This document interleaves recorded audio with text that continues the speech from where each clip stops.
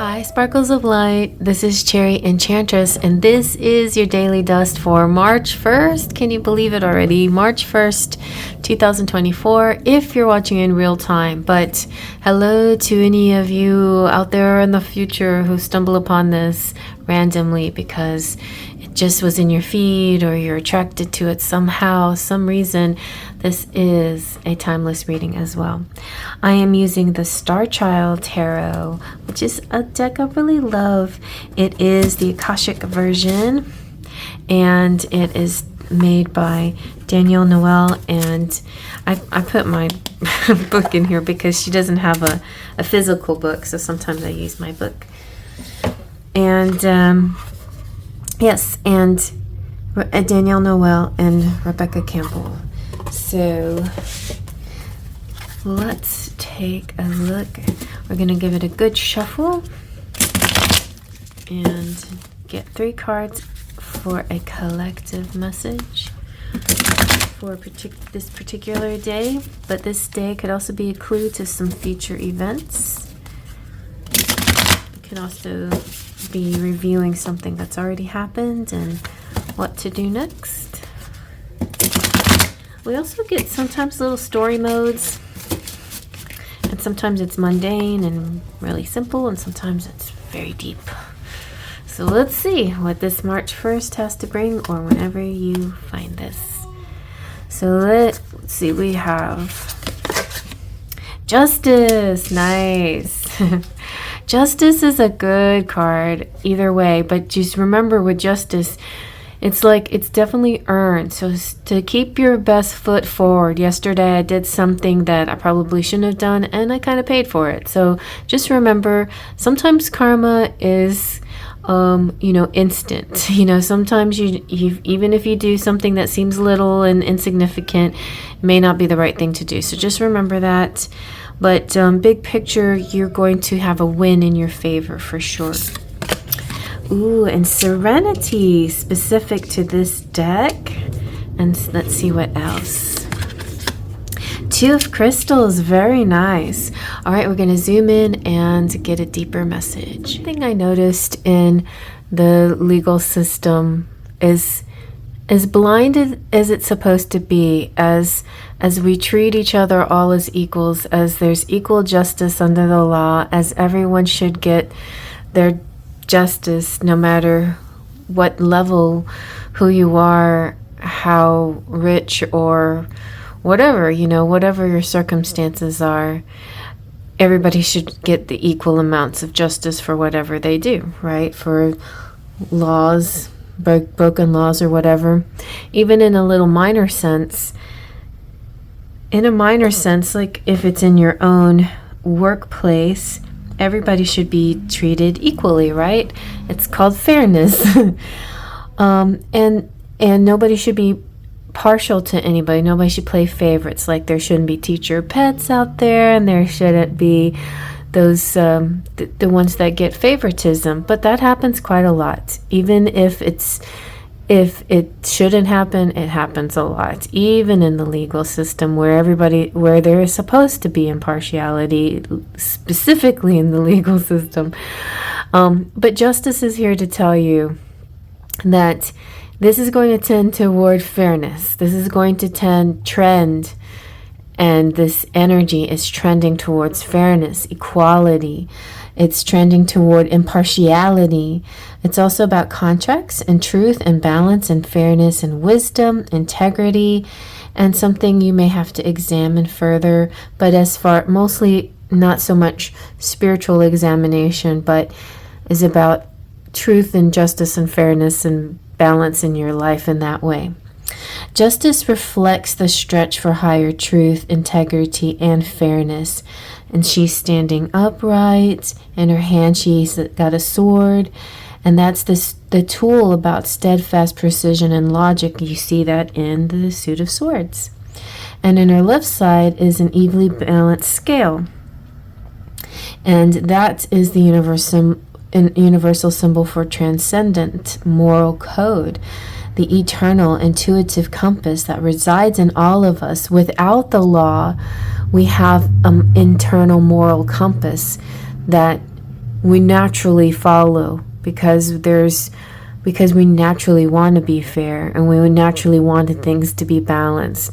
But of course, we also have the shadow side of the greed, the give me more than that person, or more than I probably deserve. But it's still there, there's that shadow energy that creeps up sometimes, or it's in others. And the shadow energy that you may have is the need for revenge, or to like vigilante justice, to balance the scales according to what you believe needs to work, instead of putting the justice in the law. So anyway, when you're dealing with justice, you're dealing with all aspects of it.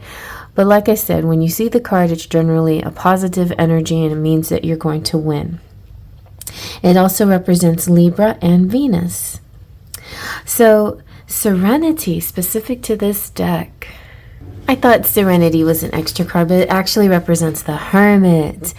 And that's about a spiritual quest, meditation, introspection, the consciousness, solitude, retreat, and wisdom. And I feel like we had a little bit of that yesterday, yes, where you had around a bunch of people and then you needed a little break. And maybe that's just your cycle, right?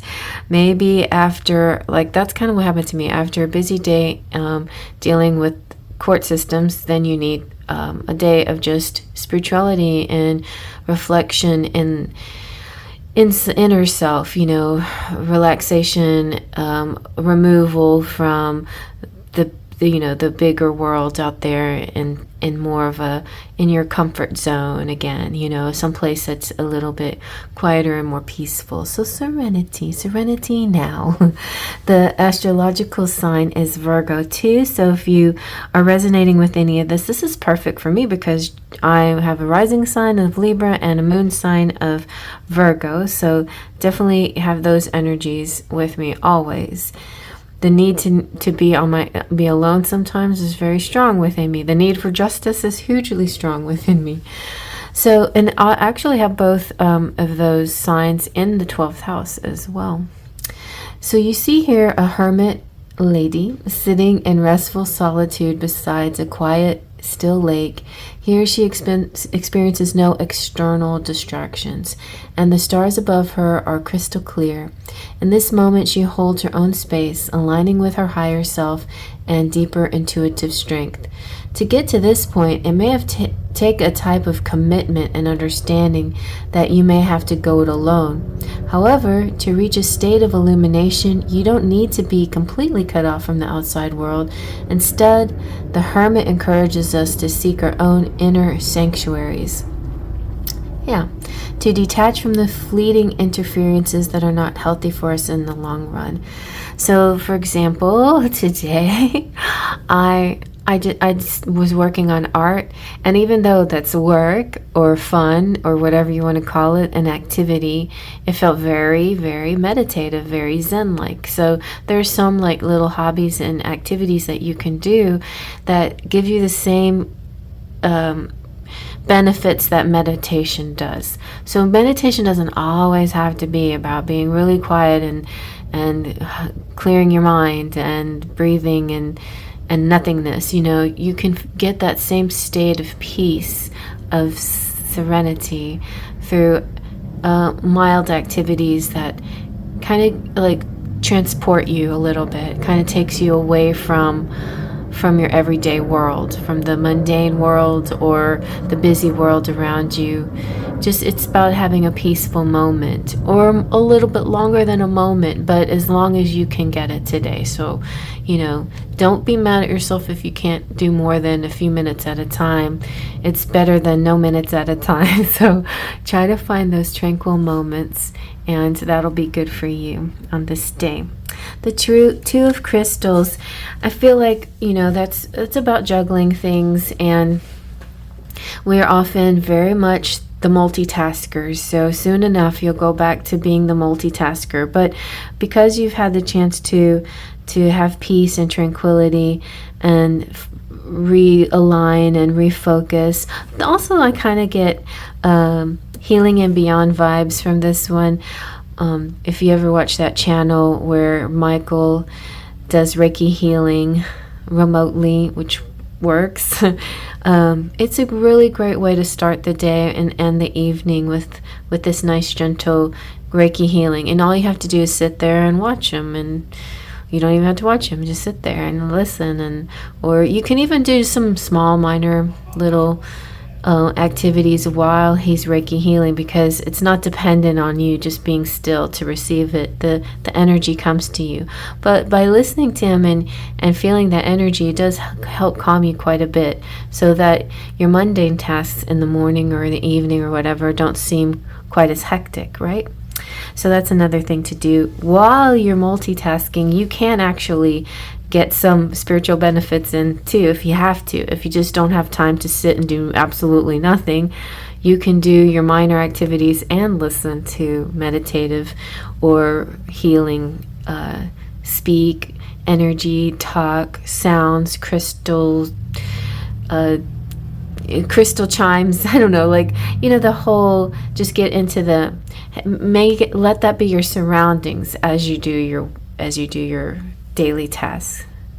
Kind of like background noise or white noise. I bet a lot of people, like, when they start their day, they'll just flip on the TV and listen to news, even if they're not like 100% listening. It's just like a habit. So you can change the habit a little bit, and before you watch news, before you do anything like that where it's noise, you can start off the day with a little peace. So the Two of Crystals is about progress and balance and transition and priorities and goals and flexibility and adaptability. So you can see that there's this portal of insight. The two crystals represent foreseeable light ahead. There is a balanced structure in this card. And just like we started off with justice, everything is in balance. So it's a very balanced day, and things are going in your favor, and you're able to balance your energy. So really, really good. I feel like this is a very happy feeling, and it's something to remember for future days when you fall out of balance. Remember what you did this day. Whatever it was, it worked. This beautiful way of balancing all your energies. So, yeah, and developments are clear and possibilities are endless, and just think about how you can harness your power and your will in order to balance your goals and dreams. So you have a lot to look forward to. The Two of Crystals highlights those moments in life that required a bit of juggling and adaptability, when tasks and responsibilities and obligation and scheduling and everything in between tend to pull us in a million different directions. The Two of Crystals is asking you how we can find a happy balance between these activities. All these forces. It's not impossible, and it just may require a little bit of planning and inner self-confidence. And it also, this card is also talking about future goals, and there's some things that you may procrastinate on. So this is saying don't do that too much longer, because some action may need to be taken. There is about a bit of a transition phase, another stage of your life into the next, and you are accomplishing so much. So congratulations, good job. Today may just be this day of serenity before you move on to these other activities.